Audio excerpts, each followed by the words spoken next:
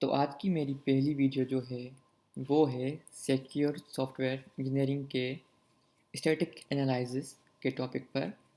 तो पहले मैं आपको बताऊंगा कि स्टैटिक एनालिसिस क्या होता है और हम कहाँ यूज़ करते हैं, और वो सिक्योरिटी डेवलपमेंट लाइफ साइकिल के किस फेज़ में या बोलेंगे किस सेक्शन में आता है, और कौन से टूल्स हैं जो हम यूज़ करते हैं डिफरेंट डिफरेंट प्रोग्रामिंग लैंग्वेजेस में, और कौन सी कमांड्स हैं जो हम यूज़ कर सकते हैं।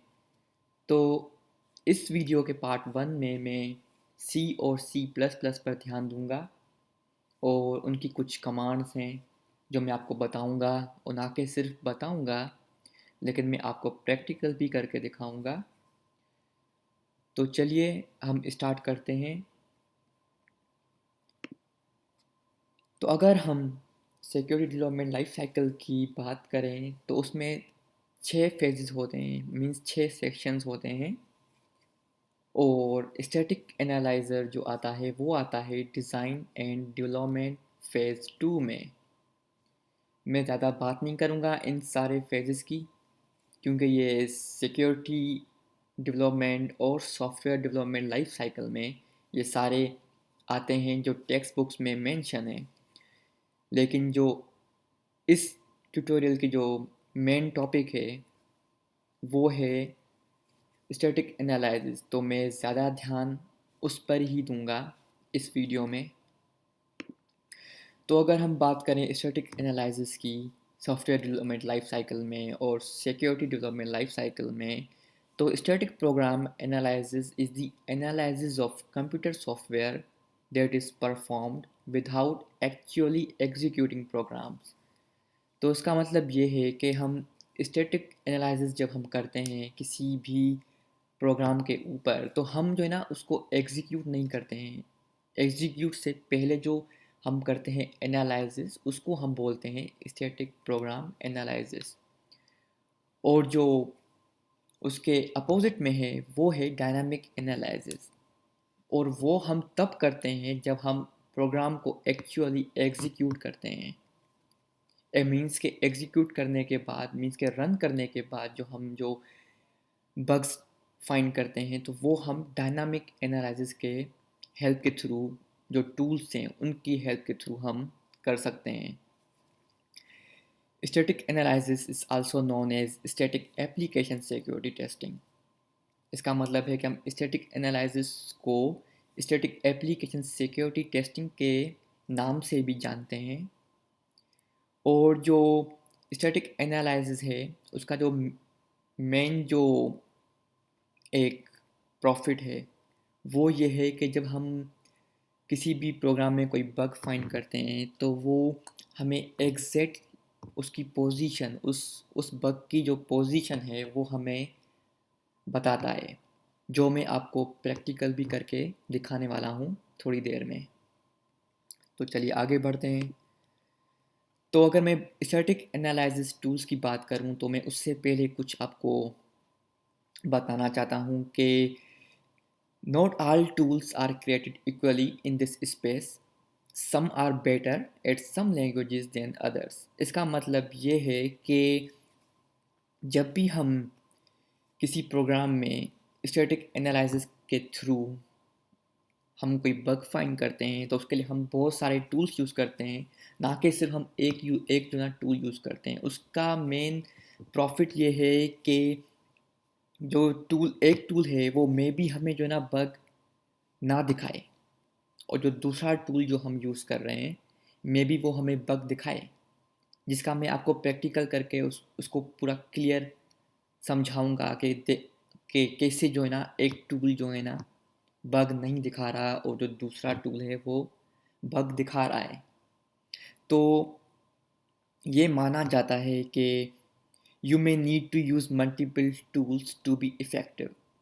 इसका मतलब कि हमें हम जब भी कोई स्टैटिक एनालिसिस करते हैं किसी भी प्रोग्राम पर, तो ये एक बेस्ट प्रैक्टिस ये है कि आप एक से ज़्यादा टूल्स यूज़ करें, और जो ना बग फाइंड करने के लिए।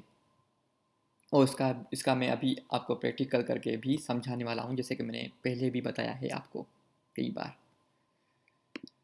तो चलिए, कुछ स्टैटिक एनालिसिस के टूल्स हैं जो ओपन सोर्स टूल्स अवेलेबल हैं मार्केट में, जैसे कि सी लैंग हो गया, सी पी पी चेक हो गया, जो सी और सी प्लस प्लस के लिए हम यूज़ करते हैं। उसके अलावा फिर स्पॉट बग्स हो गया जो हम जावा में यूज़ करते हैं, जावा में स्टैटिक एनालिसिस के लिए यूज़ करते हैं। उसके अलावा फिर जावा स्क्रिप्ट के लिए हो गया ई एस लैंड।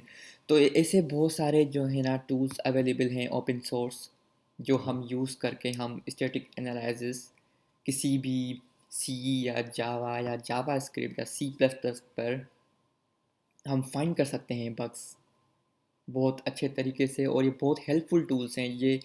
ये आपको जो है ना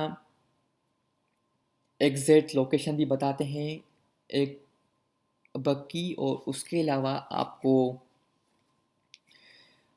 आपको इन्फॉर्मेशन मिलती है कि क्या आपके प्रोग्राम में कहाँ पर आपने जो ना गलती की है, तो आप जो है ना वहाँ जाकर जो है ना वो प्रॉब्लम को सोल्व कर पाएँ। तो कुछ कमांड्स हैं, और जो इस वीडियो में है मैं जो ना सी और सी प्लस का जैसे कि ध्यान देने वाला हूँ। तो उसके लिए कुछ टूल्स हैं जैसे कि सी पी पी चेक है, सी लैंग है और इन्फर है। ये तीन जो ना टूल्स मैं यूज़ करने वाला हूँ, जो हम यूज़ कर सकते हैं सी और सी प्लस प्लस पर में बग्स फाइंड करने के लिए।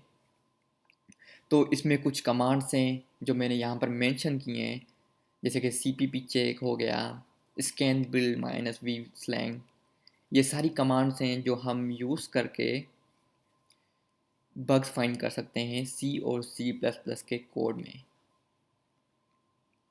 और उसके अलावा अगर आपके पास कोई प्रोजेक्ट है और आप चाहते हो कि उसमें जो भी फाइल्स हैं उसको मतलब उस पूरे प्रोजेक्ट को हम स्कैन करना चाहते हैं, तो सी लैंग और इन्फर में कुछ कमांड्स हैं जिसकी हेल्प से आप जो है ना वो पूरी जो है ना फ़ोल्डर को स्कैन कर सकते हो। जो भी उसके अंदर फाइल्स हैं उसको आप स्कैन कर सकते हो। तो मैं आपको अभी इसका प्रैक्टिकल करके दिखाऊंगा, लेकिन उससे पहले मैं आपको ये भी बताना चाहता हूँ कि जब आप किसी भी डायरेक्टरी के अंदर फाइल्स को पर जो ना कमांड चलाते हो, जैसे कि आपने फॉर एग्जाम्पल सीलैंग की कमांड चलाई और उसके बाद अगर आपने मेक क्लीन की कमांड नहीं चलाई और डायरेक्टली आपने अगर जो इन्फर की जो कमांड है, सॉरी, वो अगर आपने चलाई तो आपको वो एरर देगा, बोले वो मैं आपको दिखाऊंगा अभी। लेकिन वो आपको जो ना पहले वो एरर देगा कि आपको जो ना पहले मेक क्लीन की कमांड चलानी चाहिए in order to get rid of anything that was previously compiled और बिल्ड।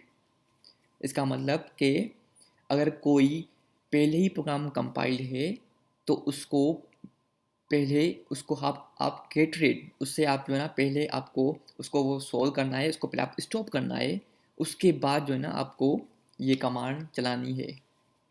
तो चलिए आपको मैं इसका प्रैक्टिकल करके दिखाता हूँ।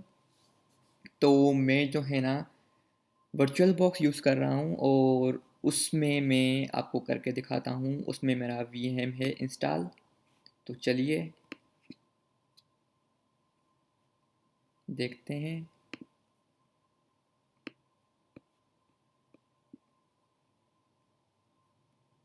तो पहले आपको जाना है फर्स्ट टर्मिनल में। टर्मिनल में मेरे बहुत सारे फ़ोल्डर्स बने हुए हैं, जैसे कि जावा के लिए अलग है, सी और सी प्लस प्लस के लिए अलग है। तो अगर आपको नहीं पता कि आप कैसे देख सकते हो अपने फ़ोल्डर्स, तो आपको सिर्फ एलियस की कमांड यहाँ पर डालनी है। आपको ये बता देगा कि आपके पास कौन से फ़ोल्डर्स अवेलेबल हैं। और उसके बाद हमें जाना है सी कोड में की डायरेक्टरी में। उसके अंदर भी आपको एलएस की कमांड यूज़ करनी है और देखने हैं कि आपके पास कौन से प्रोग्राम बने हुए हैं। जैसे कि मैंने यहाँ पर सी और सी प्लस प्लस के प्रोग्राम बनाए हुए हैं। तो चलिए मैं आपको अभी प्रैक्टिकल करके दिखाता हूँ। जो मैं आपको बता रहा था कि मैं तीन जो है ना टूल्स यूज़ करने वाला हूँ सी और सी प्लस प्लस की स्टैटिक एनालाइज करने के लिए, मीन्स के बग्स फाइंड करने के लिए। तो पहला है सी पी पी चेक। मैं करता हूँ 1.c पर। तो आप ये देख सकते हैं कि ये आपको बता रहा है कि आपकी कौन सी लाइन नंबर 10 में आपके पास आपको वो एरर दिखा रहा है। तो ऐसे आप एरर फाइंड कर सकते हैं सी और सी प्लस प्लस में। और उसके बाद जो सेकंड है वो है सी लैंग। तो ये आप कमांड है जो यूज़ कर सकते हैं इस टूल के लिए। और आप यहाँ पर देख सकते हैं कि ये आपको कोई भी बग नहीं दिखा रहा। हालांकि जो CPP चेक है टूल वो हमें 2 बग्स दिखा रहा है, लेकिन ये नहीं दिखा रहा। तो इसके लिए मैं आपको पहले कह रहा था कि ये एक बेस्ट प्रैक्टिस है कि आप जब भी स्टैटिक एनालाइज करो किसी भी सी और सी प्लस प्लस प्रोग्राम पर, तो आपको ये ज़रूरत है कि आप एक से ज़्यादा टूल्स इस्तेमाल करें और फाइंड करें बग्स को। ये अच्छी प्रैक्टिस है, इसलिए मैं आपको आपको ज़्यादा उस पर ध्यान दे रहा हूँ, मैं उस चीज़ पर। तो चलिए, मैं अगर थर्ड जो टूल है इन्फर, उसके थ्रू अगर मैं करना चाहूँ तो ये देखिए, ये भी हमें कोई भी इशू नहीं दिखा रहा, लेकिन हमें CPP चेक जो है टूल वो हमें इशू एरर 2 दिखा रहा है हमारे प्रोग्राम में। तो ऐसे आप जो है ना किसी भी प्रोग्राम में विदाउट एग्जीक्यूट किए हुए बग्स फाइंड कर सकते हैं। और मैंने एक और बात भी आपको कही थी कि आप अगर एंटायर फोल्डर में अंदर जो सारी जो फाइल्स हैं उसमें उसको आप एक साथ अगर आप ना स्कैन करना चाहते हैं तो उसके लिए जो है सीलैंग और इन्फर दोनों में कमांड्स हैं जिसके हेल्प से आप जो है ना वो कर सकते हैं। तो चलिए मैं वो आपको दिखाता हूँ। तो पहले हम देखते हैं ls, हम देखते हैं कौन सा फोल्डर में जाना है, हमें सेम फोल्डर में जाना है हमें। तो cd सेम, और इसके अंदर भी मैं आपको दिखाता हूँ कि क्या क्या फाइल्स हैं। इसके अंदर भी main.cpp फाइल है, puzzle.cpp फाइल है, ये 2 फाइल्स हैं। और एक और भी फाइल है मेक फाइल, जैसे कि आप यहाँ पर देख सकते हैं। यहाँ पर मेक फाइल, ये मैं फाइल इसलिए बनाई है कि मैं इसके अंदर इंस्ट्रक्शंस जो है ना मैंने लिखी हैं कि कैसे मैं रन करना चाहता हूँ अपने प्रोग्राम को। तो चलिए मैं आपको दिखाता हूँ कि आप कैसे जो है ना इंटायर जो सारी जो फाइल्स हैं आपको इनको कैसे जो है ना आप रन कर सकते हैं, और कैसे जो है ना आप जो है ना इनको इनके अंदर जो है ना जो बग्स हैं वो फाइंड कर सकते हैं। तो अगर मैं आपको सीलैंग की कमांड करके दिखाऊं यूज़, तो उसके लिए है स्कैन बिल्ड -v मैक। तो ये कमांड आप यूज़ करके आप देख सकते हैं कि ये पूरी जो है डायरेक्टरी के अंदर जो फाइल्स हैं वो सारी फाइल्स को वो स्कैन कर रहा है और वो फाइंड कर रहा है बग्स, लेकिन उसको कोई बग नहीं मिला। तो ऐसे ही अगर फॉर एग्जांपल मैंने आपको एक बात कही थी नोट करने के लिए कि अगर आप मेक क्लीन जो है ना कमांड वो अगर यूज़ नहीं करते हो तो आपको वो अगर आप यहाँ पर इन्फर की जो कमांड है जो स्कैन करेगा पूरी फाइल्स को, तो वो आपको एक एरर देगा। मैं आपको वो दिखाता हूँ प्रैक्टिकल करके।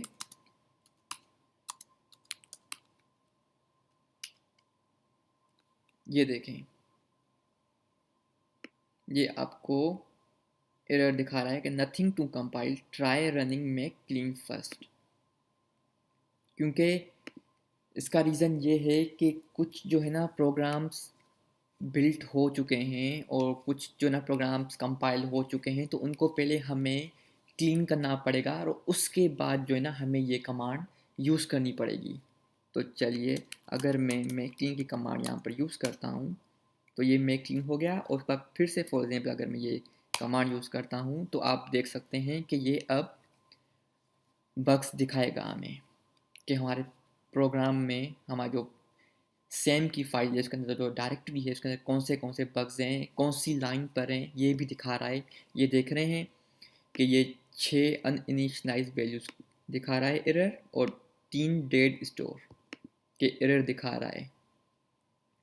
तो ऐसे आप जो है ना किसी भी प्रोग्राम में जो है ना आप बग्स फाइंड कर सकते हैं, और ये बहुत हेल्पफुल है। और उसके अलावा मैं आपको एक और भी चीज़ बताऊंगा कि जब आप ये बग्स जो है ना फाइंड कर लें तो आप जो है ना क्या किया करें कि आप ऐसे जो है ना एक टेबल बना दें जिसमें CPP check, CLang, scan, build और इन्फर ये तीनों लिख लें ऊपर, और उसके बाद जो भी आप अपने प्रोग्राम बना रहे हैं C और C++ में, तो वो सारे लिखकर जो जो भी आपको एरर जो है ना ज़ाहिर मतलब वो दिखा रहा है, तो वो सारे आप जो है ना यहाँ पर लिख कर उसको आप जो है ना गूगल में जाकर आप देख भी सकते हैं कि ये एरर जो आए हैं तो इन एरर को हमें कैसे सॉल्व कर सकता हूँ। ये अच्छी प्रैक्टिस है, ये आपको बहुत हेल्प देगी अच्छे प्रोग्रामर, और एक अच्छे से आप सिक्योरिटी एनालिसिस करने में आपको बहुत ज़्यादा ये हेल्प दे सकती है। तो इसलिए आपको मैं यही कहूँगा कि आप प्रैक्टिस करें और कोशिश करें कि आप जो है ना खुद अपना जो है ना सी में प्रोग्राम बनाएं, और उसमें ये सारे टूल्स जो है ना आप यूज़ करें और फाइंड करें कि कौन सा एरर है। तो आज के लिए इतना ही, और कोई क्वेश्चंस हो या कोई भी प्रॉब्लम आ रही हो तो ज़रूर मुझे जो है ना कमेंट में लिखिएगा। मेरी ईमेल है, उस पर जाकर आप मुझे पर्सनल मैसेज कर सकते हो। मैं कोशिश करूँगा कि मैं आपको जो है ना उसका आंसर बता सकूँ, उस प्रॉब्लम को सॉल्व करने में हेल्प कर पाऊँ आपकी। और बस मैं इतना ही कहूँगा, और ये मेरी पहली वीडियो है। अभी मैं बहुत सारी वीडियोस डालने वाला हूँ, जो भी मेरे पास नॉलेज है मैं चाहता हूँ कि मैं आपको भी दूँ, आपको भी उससे हेल्प हो। और कोई भी क्वेश्चन हो तो मुझे ज़रूर मैसेज कीजिएगा पर्सनल। और अगर आपको ये मेरी वीडियो पसंद आई है तो प्लीज़ लाइक कीजिएगा, और सब्सक्राइब का बटन भी दबाइएगा अगर आपको अच्छी लगी है। और मैं जो है ना अब दूसरी वीडियो भी डालने वाला हूँ जिसमें मैं आपको जावा पर करके दिखाऊंगा कि जावा पर आप कैसे कर सकते हो स्टैटिक एनालिसिस। तो फिर मिलते हैं दूसरी वीडियो में, तब तक के लिए अपना ख्याल रखिए और मेहनत करते रहें। बस मैं इतना कहूँगा आपको। चलिए बाय।